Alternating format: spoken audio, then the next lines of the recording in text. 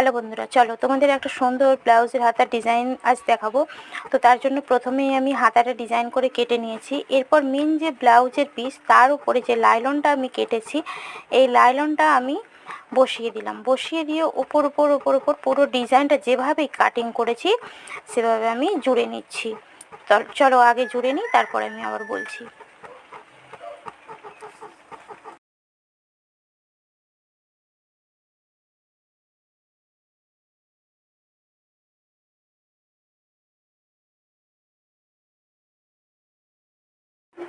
তো চলো পুরোটা জুড়ে নিলাম। এরপর যে এইভাবে কাঁচি দিয়ে সেলাইটা কাটা হবে না, কিন্তু সেলাইয়ের ভেতরে যে কাপড়গুলো ওটা পুরো কেটে দিলাম, কারণ না কাটলে উল্টানো যাবে না, উল্টাতে অসুবিধা হবে। যাতে সুন্দরভাবে উল্টে যায় তার জন্য আমি কেটে নিলাম।